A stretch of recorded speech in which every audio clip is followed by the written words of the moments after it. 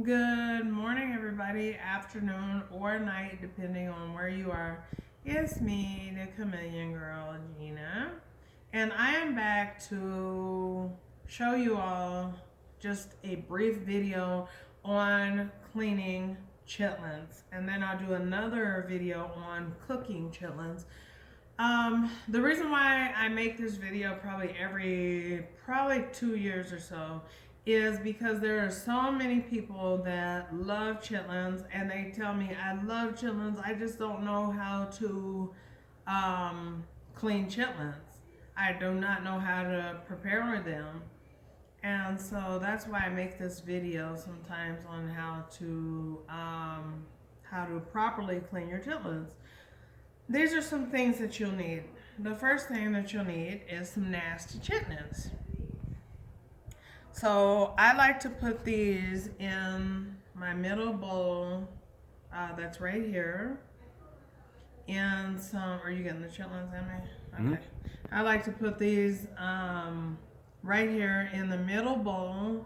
And these are my unclean chitlins. And I like to have them in about room temperature water as I clean them because it makes them more where you can take the membrane off, which I'll show you all in a minute. To my left, I have the disposable dish that I will be putting them in. To my right, I have a bowl with ice that I will lay the clean chitlin on. And then after, and any chitlins that still need to be cleaned, I will keep them on ice in a pan of some sort. You know, you can even use a big bowl or whatever, but just make sure you keep them real cold. So your clean ones, you want them to stay real cold. Never overwhelm yourself by planning to clean like 50 pounds of chitlins all at one time. Take your time. These chitlins that I'm preparing are actually for Thanksgiving. Well, we know that's not until next Thursday, but my chitlins are going on Wednesday night at about 10 p.m.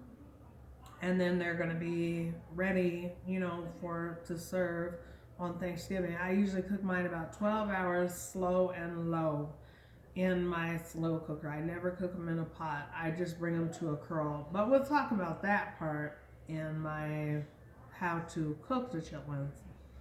Something else that you need when you're cooking chitlins, this is very important to me, is to have a white paper towel, no designs or anything, but I like to have this under my bowl. And the reason why I like to have it under my bowl is because as you're cleaning your chitlins, you will see like a little speck and it may not come off when you remove the membrane. And so you want to go ahead and remove that with your finger. And when you touch it to the white, you know that it's gone because it shows up on your white paper towel. The most important thing is that you are very comfortable. So I like to clean my chitlins sitting down. So if you can remember comfort, make sure that you don't overwhelm yourself by trying to clean too many at one time. And this is the most important thing. You need to have a lamp with no lampshade on it. And then of course your lighting. And so we want the lamp because once we're cleaning the chitlin, what I do and I have been taught is that you hold it up to the lamp. You actually hold it up to the lamp and you can see everything. You can see anything that you have missed, any little speck or dot or anything. You can see it when you do it this way. So look for part 2 of this video. It'll be called Preparing Your Chitlins, and I'm going to go ahead and demonstrate how I clean one chitlin or maybe 2 for you all. The first thing that you need to do before you go to clean your chitlins is to wash your hands real good with antibacterial soap. Do not lotion your hands or anything of that nature. You should not have long fingernails the way that I do. And I hate that my fingernails are long, but I have to get this done. And honey, I am not cutting my fingernails off to do it this time. Usually I do though. So what you do when you wash your hands, you take a brush and you scrub, just like when you go and get your nails done. Take one of those brushes or the brush that you use when you're cleaning your kitchen, and you make sure to scrub under your nails so that they are not dirty. Okay? And so we're going to go ahead and we're going to begin to clean our chitlins. So you take one, and before I just throw it in here in this red bowl, I wash this until I see no blood. So as you guys can see, I mean, the water, you know, it's not crystal clear, but it is way more clear than it was before I started, because before I started, it was, you know, full of chitlin juice or whatever. So then, this is another tip. If you have a really long chitlin like this, what you would want to do is take your knife, and I'm going to get a knife. I'm going to have my son actually pause this, and then you towel. Did you pause it? Yeah. Okay. So you want to keep a towel also on your lap, so that when you're cleaning your chitlins, if you have to get up, you can wipe your hands before you go touching anything, okay? So you want to scoot your chair up, and I have a big, long, funky chitlin. Now, I could just go ahead and clean this chitlin with it being all, you know, extra. That's a pretty long one in my opinion. But what I like to do is take the chitlin and just cut it in half with the, so keep a big knife by. Just cut that chitlin right in half, okay? Keep a towel to the right of you or the left of you, if you're left hand or right hand, so that you can sit your utensils on.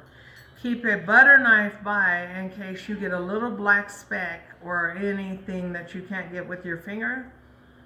And just with the side that has the little indentations, you want to scrape your chitlin to make sure it's clean. Some people clean their chitlins by picking them, and I will show you the difference between picking and skinning them. Like for instance, if you can see on that chitlin, and these are some pretty clean chitlin, I know they're pretty clean, but sometimes the bucket ones are just the same. Picking a chitlin would be more like you're just doing this. You're just taking off any little loose skin or nasty parts that you may not like. Some people do that because it saves on their chitlins. But me, what I like to do is take the end of my chitlin, if you all can see that really good, and I hold it with my finger. And I don't advise to wear gloves because you can't get the feel for this. Okay, you want to hold it really good with your finger. One part feels very slippery. One part feels like you're running your hand on rubber. And you just take those two parts and separate them. If you all can see me separating that. And I take my time. I don't go fast because I know that if I go fast, I'm going to break this nasty part. This is the membrane. See, it's clear and it has a funny rubbery feel. This is very slick.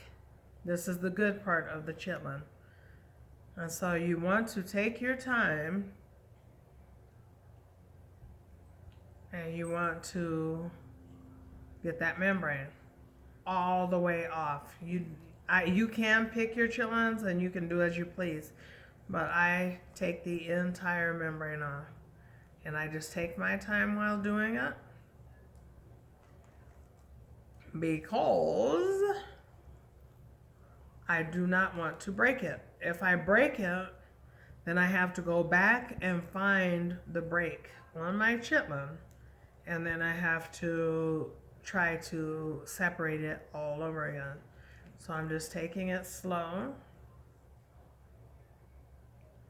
Now, I want to show you guys the difference. This is the nasty membrane. That's how the membrane looks, okay?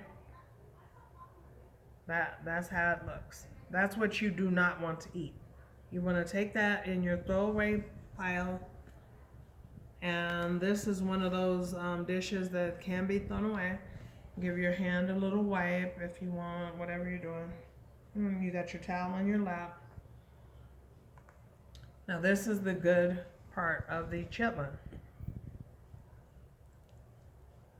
So with the good part of the chitlin, I'll hold it to the light.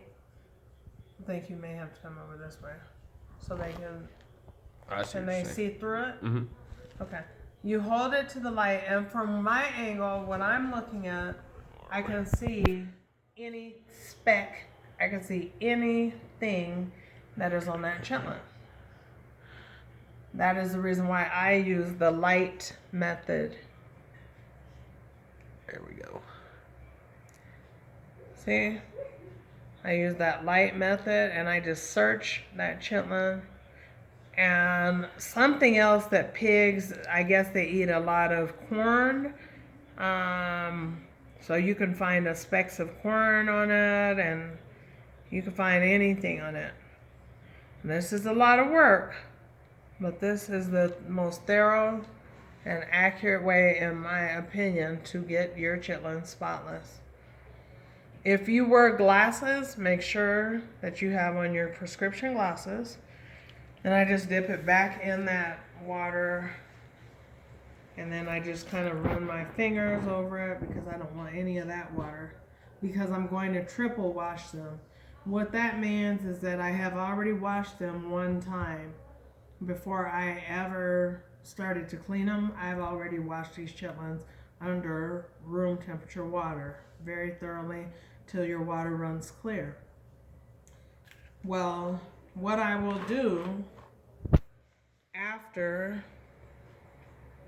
I get done cleaning this 5 pounds of chitlins is I will take them and I will put them in a colander, and I'll run them through a couple of times then as I wash them with ice cold water.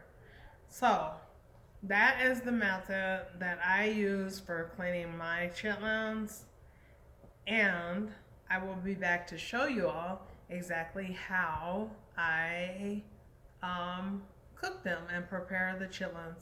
So thank you for watching. God bless, and enjoy the rest of your day.